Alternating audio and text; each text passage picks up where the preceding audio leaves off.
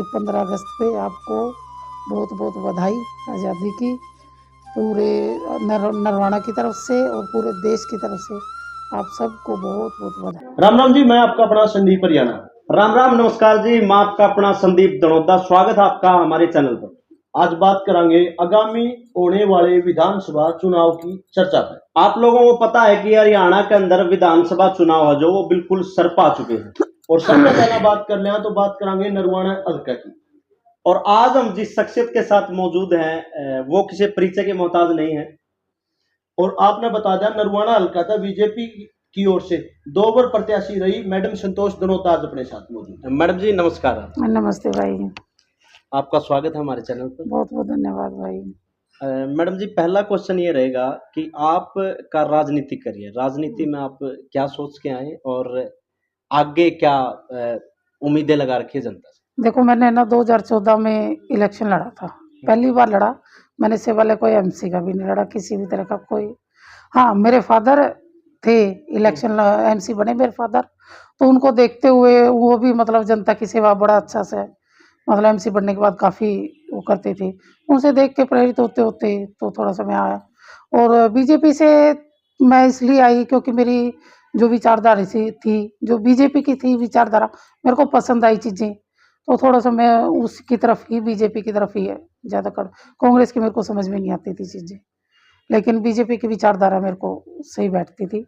मेरी विचारधारा थी वही बीजेपी की ही विचारधारा मेरे को लगी, इसलिए मैंने 2014 अगस्त 20 अगस्त को मैंने बीजेपी ज्वाइन करके और अपने चुनाव की तरफ, राजनीति की तरफ पहला कदम बढ़ाया था।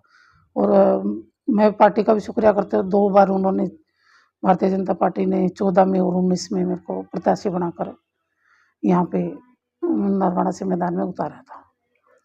उम्मीद करती हूँ इस बार भी कुछ परिस्थितियों के कारण मैं नहीं रही मैदान में, थोड़ा-सा था सेहत के हिसाब से, लेकिन अभी ठीक है, सब कुछ बढ़िया है। अब मैं चाहती हूँ कि मैं अपना जो मेरा बीच में ब्रेक लग गया था अभी ना करके अपना राजनीतिक करियर मैं अपना दोबारा से स्टार्ट करूँ, और दोबारा से ही मैदान में मैं आई हूँ। और मैं अपने हल्के से भी यही उम्मीद करती हूँ कि 2 बार देखो टिकट अच्छे से मिली, वोट बहुत आए, किसी तरह की कोई कमी नहीं, कहीं मेरे से गलतियाँ हुई हैं, जो भी है मेरी किस्मत ने साथ नहीं दिया, हो सकता है तो मैं चुनाव हार गई। लेकिन हार गई इसका मतलब ये नहीं है कि हम मैदान छोड़ के भाग गए हैं, दोबारा फिर मैदान में हैं, राजनीति शुरू है, कोई दिक्कत नहीं है। अब आगे चुनाव के लिए मैं बिल्कुल तैयार हूँ। अच्छा जी, मैडम जी संतोष जी, मैं ये जानना चाहूँगा कि 2 बार आप बीजेपी की प्रत्याशी रही है, तो अब की बार आपको लगता है कि बीजेपी फिर आप पे दाव खेलेगी? उम्मीद तो देखो मेरे को है, और बाकी जो पार्टी का जो निर्णय होगा सरमत्थे है, जो पार्टी आदेश करेगी मैं पार्टी के साथ खड़ी, पार्टी के कार्यकर्ता हैं, जो पार्टी आदेश करेगी, चुनाव लड़वाएगी या लड़ने किसी के साथ करेगी, मैं बिल्कुल तैयार हूँ पार्टी के साथ। एक विकास नाम से भी जो मतलब नरवाना हल्का से कह रहे हैं मैं भी टिकट का दावेदार हूँ। कृष्ण बेदी के जो समर्थक है वो भी कह रहे हैं अब की बार कृष्ण भी यहाँ से आ सकता है। और इससे पहले जो मौके के विधायक है जेजेपी से रामनिवास सुरजाखेड़ा, वो भी लगातार बीजेपी का गुणगान कर रहे हैं, तो कहीं ना कहीं उनका भी ये लग रहा है कि वो बीजेपी से टिकट ला सकते हैं। और उसके बाद में तुरंत अचानक संतोष दनोता का नरवाना शहर में आना, एकदम राजनीति में एक अलग से बम फोड़ना, तो क्या लगता है जनता किस तरह जिसमें लोगों में चर्चाएं शुरू हुई थी कि संतोष दनोता चुनाव नहीं लड़ेगी, संतोष दनोता ने संन्यास ले लिया है, मतलब हिम्मत हार चुके हैं, लेकिन एकदम से आकर नरवाना के अंदर है जो दोबारा चर्चा में आना, या मतलब ये कोई इशारा मिल गया आपको इलेक्शन लड़ने?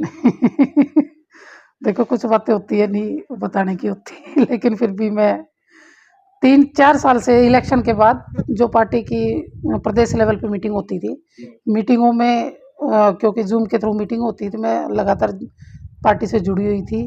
पंचकुला या चंडीगढ़ जो भी मीटिंग होती थी वहाँ भी मैं लगातार जुड़ी हुई थी। सिर्फ मेरी मजबूरी ये थी कि मैं हल्के में नहीं आ पाती थी, तो क्योंकि मेरे हस्बैंड थोड़ा सा बीमार चल रहे थे 3 साल से, मेरी मजबूरी थी। अभी सब ठीक है, अभी मैं दोबारा मैदान में हूँ, ना मैंने मैदान छोड़ा था, ना ज़िंदगी में कभी छोड़ूंगी। मेरे हल्के वासियों ने, मेरा नरवाना के भाइयों ने, मेरे दनोदा ने, मेरे हल्के ने बड़ा साथ दिया था। 63,000 वोट कम नहीं होते पहली बार में ही, इसलिए मैं तो इनका बहुत बहुत धन्यवाद करती हूँ। मैं कभी भी साथ नहीं छोड़ूंगी, मैं हमेशा मैदान में हूँ। बाकी जो आप कह रहे हो कि और बहुत आ रखे हैं, रामनिवास जी भी है और जो भी है, सबकी इच्छा ही है, लोकतंत्र है, कोई भी ट्राई कर सकता है किसी को। दनौदा गांव के अंदर ही कहते हैं भाई, ये अगर एक प्रत्याशी कोई खड़ा हो तो बिनैन खाप की राजधानी है दनौदा, और दनौदा के नाम से मतलब और गांवों के भी लोग भी वोट उनको दे सकते हैं, लेकिन एक टिकट हो तो वो जीत सकता है। लेकिन हर बार दनौदा में दो तीन टिकटें आ जाती, तो अब की बार क्या लगता है भाई, अगर दो तीन टिकटें आएगी तो फिर भी आप इस बाजी को रोक दे पा रहे?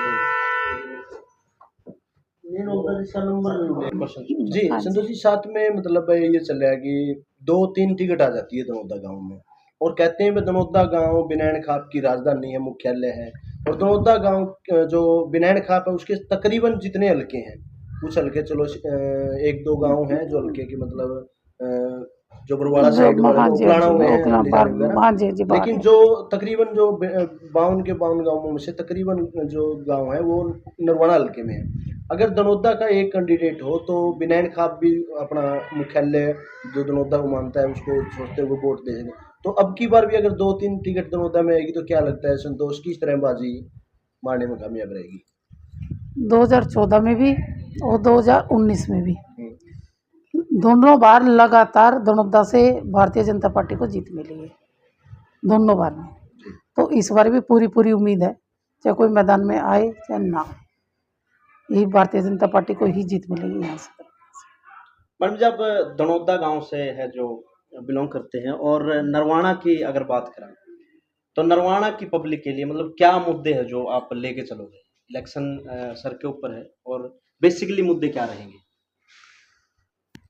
बेसिकली मुद्दे तो सिर्फ यही है कि पब्लिक के काम हो, जो पब्लिक का एक तो जो कांग्रेस की सरकार में चलता था कि पर्ची दो, नौकरियों के लिए लिस्ट बनती रहती थी, फटती रहती थी, बनती रहती थी, वो हमारी भारतीय जनता पार्टी सरकार में नहीं है। बिना खर्ची के और बिना पर्ची के लोगों के काम होते हैं। हम यही अपने जो हमने काम किए हैं 10 सालों में भारतीय जनता पार्टी